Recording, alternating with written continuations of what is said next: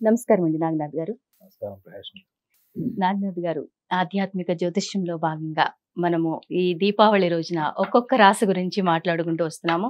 మరి ధనస్సు రాశి వారికి ఎలా ఉంటుంది? వాళ్ళలో ఉన్నటువంటి దైవ లక్షణాలు ఏంటి? అసుర లక్షణాలు ఏంటి? వాళ్ళ యొక్క గోచార స్థితి ఎలా ఉంటుంది? అవన్నీ చెప్పండి. ఖచ్చితంగా. హిట్ టీవీ ప్రేక్షకులందరికీ కూడా నమస్కారం. మీరు అడిగింది ఏ రాశి గురించి? ధనస్సు. నా స్వీయ అనుభవం జ్యోతిష శాస్త్రంతోని ముఖ్యంగా ఈ ఆధ్యాత్మిక జ్యోతిష శాస్త్రంతో అనుభవించి చూస్తే ధనుర్రాశి వాళ్ళకి ఇంకొక పర్యాయ పదం కూడా పెట్టచ్చు. ఏంటండి అది? ధ్యాన రాశి.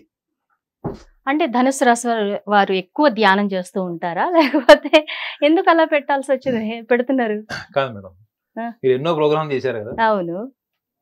ధ్యానము అంటే ఏంటి? ధ్యాన మెడిటేషన్. మెడిటేషన్ అంటే ధ్యానము. ఇంగ్లీష్ లో ఏమో మెడిటేషన్, తెలుగులో ధ్యానం. దాని సారాంశం ఏంటి? అంటే ఏ స్థితిలో ఉన్న స్పిరిచువల్ గా వాళ్ళకి? ఆధ్యాత్మికంగా దేవునికి దగ్గరగా ఉండి మన ఆత్మను శరీరాన్ని నిశ్చల స్థితికి తీసుకెళ్లి మైండ్ అలా ప్రశాంతంగా మీరు ఉంచుకుని కరెక్ట్ మనలో జర్నలిస్ట్ మనం- అనిపించుకున్నారు మేడం. ఏ? జర్నలిస్ట్ ఎప్పుడు చీకట్లు రాణేస్తారు. అంతే కదండి. ఇప్పుడు మామూలుగా దాని గురించి ఎక్స్ప్లెయిన్ చేయాలి అంటే ఫస్ట్ టైం ఇట్లా ట్రై చేస్తున్నమాట. చెప్పండి.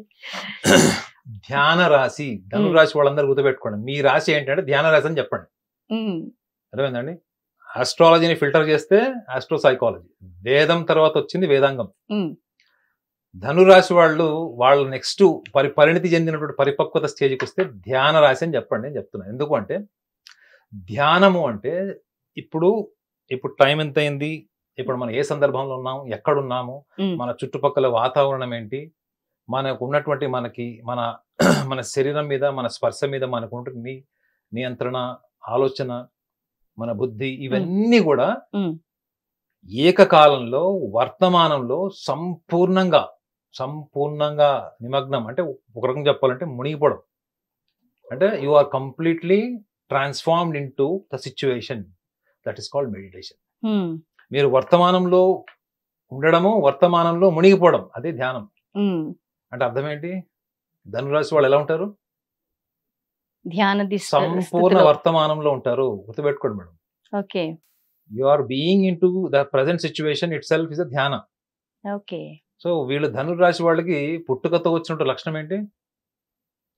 వాళ్ళు పూర్తిగా వర్తమానంలో ఉమ్, నిమగ్నం అయిపోయి వాళ్ళు చేసేటువంటి పనిలో పూర్తిగా బాధ్యతాయుతంగా వాళ్ళు నిలబడిపోతారు, నిండిపోతారు, మునిగిపోతారు. సో కాబట్టి ఇంత గొప్ప లక్షణం ఉన్న వీళ్ళకి ధ్యాన రాశి అని నేను పేరు పెట్టేవాళ్ళకి. ఉమ్, అర్థమైందండి? ధ్యాన రాశి అంటే వాళ్ళు ఎప్పటికైనా చెప్పవచ్చు, వాళ్ళు ఏ పనిలో కూడా ఆర్టిఫిషియాలిటీ ఉండదు, నటన నాటకీయత ఉండదు, ఉమ్, మాట్లాడేటప్పుడు ఫిల్టర్లు ఉండవు.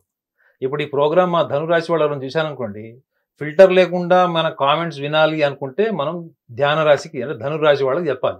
వాళ్ళు ఫిల్టర్ లేకుండా చెప్తారు, బాగుందా ఉన్నదున్నట్టుగా. బాగాలేదా, ఇంకా నిర్మోహమాటంగా. ఏం చేస్తే బాగుంటది చెప్తారు.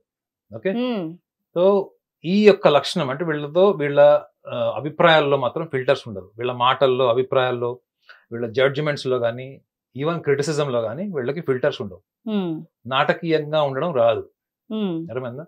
అందుకే నేను చెప్తాను, 2 రాశులకి నేను ఇచ్చినటువంటి వీళ్ళు అంటే దేవలోకం రాశులు ఏమైనా ఉన్నాయి, ఉమ్.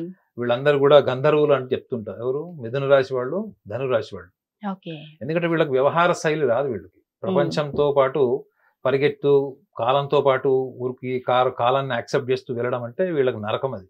ఉమ్, మరి ఇంత గొప్ప లక్షణాలు ఉన్న వాళ్ళకి ఈ ధనురాశికి, ఈ ధ్యాన రాశికి అధిపతి ఎవరు? గురువు. ఉమ్, గురువుని ఏమంటాం మనము? బృహస్పతి అంటాం. ఉమ్, నేను ధనురాశి వాళ్ళందరినీ నేను ఎలా చూస్తా చెప్పాలా? ఉమ్. వాళ్లే బృహస్పతి లాగా చూస్తారు. బృహస్పతి అంటే ఎవరండి? ఉమ్, దేవతా గురువు, దేవతలకే గురువు. అవును. సో వీళ్ళకి డిఫాల్ట్ ధనురాశిలో పుట్టిన వాళ్ళని మీరు రిక్షా వాడిని చూడండి, చెప్పులు కొట్టుకునేవాడిని చూడండి, రోడ్డు మీద ఆటో నడుపుకునేవాడు, చాలా చాలా తక్కువ స్థాయిలో ఉన్నవాడు, ఒకవేళ బెగ్గర్ని కూడా తీసుకోండి మేడం. ఏ వృత్తిలో ఉన్నా. బెగ్గర్ అంటే ఏంటి? అడుక్కునేవాడు. అదే అడుక్కునేవాడు. అదే ఏ అడుక్కునేవాడైనా స్థితిలో ఉన్నా, అడుక్కునేవాడైనా కానీ ఎందులో ఉన్నా. వాడు పక్కా ఇంకొకళ్ళకి ఏదో ఒక బెనిఫిట్ చేస్తాడు. అవును. అర్థమైందండి? ఒక మంచి సలహాన్ని ఇస్తాడు, ఉమ్, నిజాయితీతో ఒక విషయం అని చెప్తాడు. అంటే దేవతలకే గురువు ఎవరు? బృహస్పతి. సో కాబట్టి ఎవరన్నా మీరు ధనురాశిలో పుట్టిన వాళ్ళు మీది ఏ రాశి అంటే ఇక్కడ నుంచి నాది ధ్యాన రాశి అని చెప్పండి. వీరికి శత్రువులు ఎక్కువ ఉంటారు అనుకుంటా, ఎందుకంటే వాళ్ళు ముక్కుసూటిగా అలా చెప్పుతున్నప్పుడు సహజంగా సమాజంలో ఎవరికి నచ్చదు కదా, అంతే అంటారా? అంతే. మీరు ప్రపంచానికి సత్యవాది లోక విరోధి తెలుసు కదా. సో కాబట్టి వీళ్ళకి విరోధులు ఎక్కడుంటారో కూడా చెప్పాలి. మీరు కుటుంబంలో ఉంటారు. గుర్తుపెట్టుకోండి, ధనురాశి వాళ్ళకి కుటుంబంలోనే మాక్సిమం శత్రువులు ఉంటారు. వీళ్ళు కుటుంబం అంటే కేవలం అన్నదమ్ములు అక్కచెల్లెలు కాదు, బంధువులు వీళ్ళందరిలో కూడా వీళ్ళకి అంతర్ముఖులు అంటారు. అంతర్ముఖులు అంటే introverts.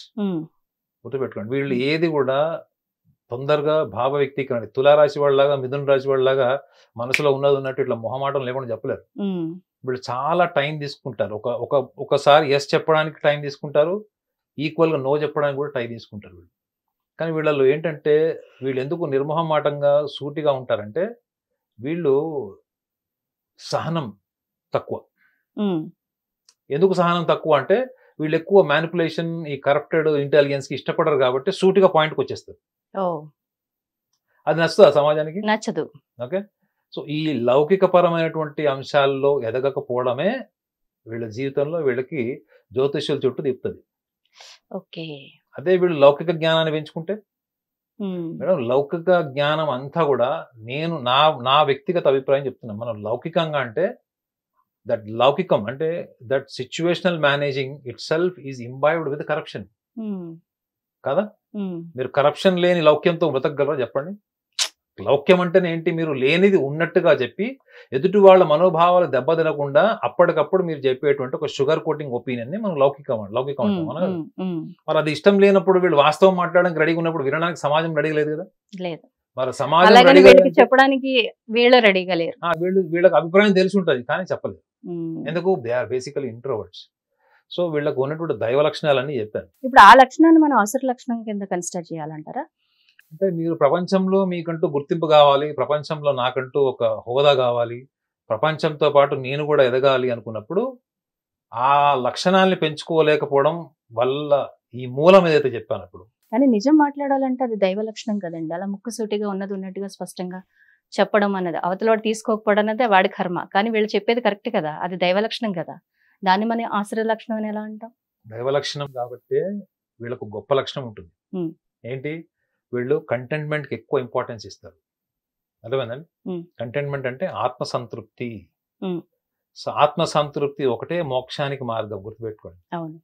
Your liberation is possible only when you are contented with life. So వీళ్ళు అందుకే చూడండి, అక్కడ ఇక్కడ ఉద్యోగాలు చేయలేక, వాటికి ఉండలేక, చిన్న చిన్న వ్యాపారాలు, చిన్న చిన్న పరిశ్రమలు వాళ్ళకి సంతృప్తినిచ్చేటువంటి పనులే చేస్తారు తప్ప కాలానుగుణంగా వెళ్ళిపోయి ఏదో ఒకటి చేసేయాలి, ఒకటి కింద పని చేయాలి అన్న ఆలోచన వీళ్ళు ఎంటర్టైన్ చేయరు. తప్పనిసరి పరిస్థితుల్లో ఉద్యోగం చేయాలి, ఫ్యామిలీ గడవాలనుకుంటే చేస్తారు. సో దైవ లక్షణమే. కానీ లౌకిక ప్రపంచంలో మీరు ఎదగాలి, లౌకికంగా మీరు ఉండాలి అనుకుంటే ఈ యొక్క సున్నితత్వం ఉంది చూడండి. అంటే ఇందులో అసుర లక్షణం కూడా ఒకటి ఉంటుంది. ఏంటంటే వీళ్ళు ప్రపంచంతో పాటు ఎదగలేనప్పుడు వీళ్ళు మౌనంగా ఉంటారా? విమర్శిస్తారు. ఓకే. ఇప్పుడు ఒక గవర్నమెంట్ ఆఫీస్ ఉంది మేడం, మీరు అక్కడ గవర్నమెంట్ ఆఫీస్కి వెళ్ళి మీరు అక్కడ బ్రైబ్ లేదే పని నడవదు. మీకు ఏ సినిమా గుర్తొస్తుంది? ఇప్పుడు భారతీయుడు. ఒక భారతీయుడు సినిమాలో కమల్ హాసన్ ఇట్లా హెయిర్ అని ఇట్లా అనుకున్నప్పుడల్లా మీరు ధనుర్రాశి వాళ్ళు గుర్తుపెట్టుకోండి. That is your character. భారతీయుడు పార్ట్ 1 నేను చెప్పేది. పార్ట్ 1 భారతీయుడు, ధనుర్రాశి వాళ్ళు ఒకటే. అర్థమైందా?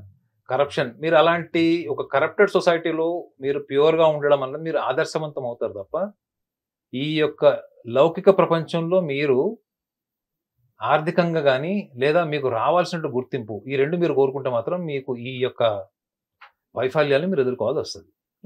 సో అసుర లక్షణము అంటే ఏంటి అంటే వీళ్ళు వ్యవస్థ ఇలా ఉంది కాబట్టి వ్యవస్థ మీద దాడి చేసి విమర్శిస్తారు. వీళ్ళు ఈ విమర్శనే వీళ్ళని కుటుంబ సభ్యుల్ని బంధువులందరూ కూడా వీళ్ళకి వెన్నుపోటు కొట్టేదే చేస్తారు. విమర్శించిన వాళ్ళని కక్ష తీసుకుంటుందా లేదా సమాజం? వీళ్ళు ఎవరికి హాని చేయరు, మాటల వల్లనే వీళ్ళు శత్రువులు అవుతారు. కాబట్టి వీళ్ళు గమనించాల్సింది ఏంటంటే వీళ్ళకి అసలే వీళ్ళకి అర్ధాష్టమ శని, సప్తమంలో గురువు శత్రుస్థానంలో ఉన్నాడు, తృతీయంలో రాహు, భాగ్యంలో కేతువు. ఇంత ప్లానెటరీ కాన్ఫిగరేషన్లో వీళ్ళకి ముఖ్యంగా విద్యార్థులైతే వాళ్ళు పెద్ద పెద్ద ఆశయాలతోనే అమెరికా వెళ్ళడం, యూరోప్ వెళ్ళడం ఇవన్నీ చేస్తారు. కానీ వాళ్ళకి అనుగుణంగా వాళ్ళకి ఉద్యోగ అవకాశాలు వస్తాయా అవన్నీ అనుకున్నప్పుడు ఇదే లౌకికపరమైనటువంటి అంశాలన్నింటిలో కూడా వీళ్ళు ఎదుర్కొనే సమస్యలన్నీ కూడా వాళ్ళ గొప్ప గొప్ప ఆలోచనలన్నీ నెరవేరుతాయని వెళ్తారు. అక్కడ ఉన్న పరిస్థితులకు తగ్గట్టుగా మారాల్సింది ఎవరు? మారతారా? చాలా కష్టం. ప్లస్ అర్ధాష్టమ శని, ధనస్థానాధిపతి తృతీయాధిపతి శని. శని యొక్క ప్రభావం దేని మీద దెబ్బ కొడుతుంది? డబ్బు మీద. శుక్రుడు ప్రేమకు దూరం చేసినట్టు బాగోలేకపోతే శని బాగోలేడు అనుకోండి, ఆర్థిక పరమైన విషయాలు. సో ఎప్పుడైతే మీరు సర్వైవల్ ప్రాబ్లమే వచ్చినప్పుడు మీరు ఆటోమేటిక్ గా పరిస్థితులు మీ ముందున్నప్పుడు మీరు ఏం చేస్తారు? తినడానికి తిండి లేనప్పుడు అక్కడ అరటిపండు ఉందా, ఆరెంజ్ ఉందా చూస్తామా? ఏదో ఒకటి తింటాం. సో ఇప్పుడు వాళ్ళకి నడుస్తున్నటువంటి టైం అది ధనురాశి వాళ్ళకి. అర్థమైందండి? ఇది వీళ్ళకి సుమారు ఒక నెక్స్ట్ కమింగ్ అప్ 12 months ఉంటుంది ఉంటది ఇలా. సో కాబట్టి ధనురాశి వాళ్ళకి ముఖ్యంగా వాళ్ళు గమనించాల్సింది, ఈ టఫ్ టైంలో వాళ్ళు గమనించాల్సింది ఏంటంటే వాళ్ళల్లో ఉన్నటువంటి ఆధ్యాత్మిక బలాన్ని వాళ్ళ ఆత్మసంతృప్తి కోసం, ఇందాక కూడా చెప్పాడు ధ్యాన రాశి అంటే ఏంటంటే బయట ప్రపంచంతో మనకు సంబంధం ఉండదు మేడం. మీకంటూ ఒక స్థితి అంటే ఒక స్టేట్ ఆఫ్ సైలెన్స్ అంటారు అనమాట. అంటే మనం ఒక నిశ్శబ్ద స్థితిలో ఉన్నటువంటి ఆ పరమాత్ముడిని నువ్వు ఆధ్యాత్మిక సాధనతో మీరు వెళ్ళేటప్పుడు బయట ప్రపంచం అన్నది పూర్తిగా లౌకికం. అది లౌకిక ప్రపంచం వేరు. మీకు వృషభరాశి వాళ్ళ గురించి చెప్పాను, లౌకిక ప్రపంచాన్ని వాళ్ళు ఛేదించగలరు, ఆ లౌకిక ప్రపంచం వల్ల అంటుకుంటున్న బురదను కూడా తుడుచుకోగలరు. అంటే అపారమైనటువంటి తెలివితేటలు, లౌకిక జ్ఞానం రెండు ఉన్నటువంటి వాళ్ళు వృషభరాశి వాళ్ళు. పాపం వీళ్ళకి లేనిదేంటి? ఆధ్యాత్మిక బలం ఉంది కానీ లౌకిక పరమైన పరిపక్వత. కాబట్టి వీళ్ళు పూర్తిగా సరెండర్ అయినా ఉంటారు పరిస్థితులకి, లేదా పూర్తిగా రెబల్ అయినా ఉంటారు. కాబట్టి ఈ యొక్క టైంలో వీళ్ళు గమనించాల్సింది ఏంటంటే వీళ్ళల్లో ఉన్నటువంటి ధార్మిక పరమైన అంశాలన్నీ కూడా ఆల్రెడీ ఎక్స్ప్లెయిన్ చేశారు. కాబట్టి లౌకికంగా ఎదగడం అన్నది కూడా ఒక ఛాలెంజింగ్ టాస్కే. నేను లౌకికంగా ఎదగను, నేను ఇలానే ఉంటాను అనుకున్నప్పుడు నువ్వు లౌకిక ప్రపంచాన్ని గెలిచి పరమార్థ సాధన చేయడం వేరు. మీరు లౌకిక ప్రపంచంలో నాకు కావాల్సిన గుర్తింపు, హోదా, డబ్బు ఇవి రాలేదు అనుకున్నప్పుడు పరమార్థ సాధన చేసేటప్పుడు అది అహంకారం కింద మారి మళ్ళీ మిమ్మల్ని వెనక్కి దోస్తుంది. ఎలా దోస్తుంది? నాకు రావాల్సిన సక్సెస్ పనికి మాలినోడికి వచ్చింది అన్నప్పుడు నా మనసు ఊరుకుంటుందా? మళ్ళీ దాన్ని మననం చేస్తుంది. ఈ మననము గతం అంతా కూడా అహంకార పూరితమే. సో కాబట్టి ఈ యొక్క నరక చతుర్దశి రోజు ఏం కాల్ చేయాలి వీళ్ళు? లౌకికాన్ని కూడా పరిగణలోకి తీసుకొని పరమార్థ సాధన ఎలానో చెప్పాను కదా వీళ్ళకు. బృహస్పతి అని చెప్పాను. ధనురాశి వాళ్ళు బృహస్పతి నా దృష్టిలో, దేవతా గురువు వాడు. కానీ ఈ యొక్క లౌకిక జ్ఞానాన్ని కూడా వీడు అన్ని రాశులకు ఏం చెప్తున్నాను, వదిలేయండి అని చెప్తున్నాను. మీరు లౌకిక పరమైనటువంటి అంశాన్ని కూడా పెంచుకోండి. Common sense. అశ్వత్థామ హతహ కుంజరహ అన్నది ఎందుకు? అప్పుడు అవసరం ఏముంది? అప్పుడు కూడా ధనురాశులు కనుక కర్మగాలి ధర్మరాజు వచ్చి ఉంటే శ్రీకృష్ణుడు కష్టపడాల్సి వచ్చేది తెలుసా మీకు? నేను చెప్పనంటాడు, ఎందుకు చెప్పాలంటాడు. నేను చెప్పను, అవసరమైతే చంపేస్తా చచ్చిపోతా అంటాడు. You got my point? So కాబట్టి ఇప్పుడు లౌకిక పరమైన అంశాల్లో కూడా మీ మానసిక పరిపక్వతను పెంచుకోవడానికి కూడా ఇట్స్ ఛాలెంజింగ్ టైం. ఎందుకంటే నెక్స్ట్ వీళ్ళకి ఆల్మోస్ట్ 12 months టఫ్ టైం ఉంటుంది వీళ్ళకి, ధనురాశి వాళ్ళకి. కాబట్టి ఈ యొక్క నరక చతుర్దశి రోజు దీన్ని ఛాలెంజ్ గా తీసుకొని దీంట్లో నుంచి కూడా మీరు ఎదగడానికి చేసే ప్రయత్నం రానున్న కాలంలో మీకు ఉపయోగపడమే కాకుండా ప్రయోజనాత్మకం కూడా ఉంటుంది. థ్యాంక్ యూ వెరీ మచ్ అండి నాగనాథ్ గారు, చాలా గొప్ప విషయాలు తెలియజేశారు. హిట్ టీవీ యాప్, ఇందులో short news, live news, entertainment shows, movies, digital magazines తో పాటు మీ జిల్లా వార్తలను కూడా ఫ్రీగా చూడొచ్చు. ఇంకెందుకు ఆలస్యం? వెంటనే హిట్ టీవీ యాప్ ని డౌన్లోడ్ చేసుకుని ఫ్రీగా ఎంటర్టైన్మెంట్ పొందండి. Hit TV app. Hit TV app. Please download hit TV app. Hit TV app ని ఫ్రీగా డౌన్లోడ్ చేసుకుని ఎంజాయ్ చేయండి. మీకు నచ్చిన ఎంటర్టైన్మెంట్ కోసం హిట్ టీవీ యాప్ ని ఫ్రీగా డౌన్లోడ్ చేసుకుని ఎంజాయ్ చేయండి. హిట్ టీవీ యాప్ ని డౌన్లోడ్ చేసుకుని ఆస్వాదించండి, ఆశీర్వదించండి. ఇంతమంది సెలబ్రిటీలు హిట్ టీవీ యాప్ ని డౌన్లోడ్ చేసుకోండి అని చెప్తున్నారంటే ఎంత మంచి యాప్ ఆలోచించండి. అమెరికా అమెరికా అమెరికా అమెరికాలో చదవాలనుకునే వాళ్ళకి విశ్వసనీయమైన పేరు మన శౌర్య కన్సల్టెన్సీ. UK లో 1 year masters, UK లో 1 year masters, 2 years work permit up to 5 years visa. Contact Shaurya Consultancy. Contact 89851 89851.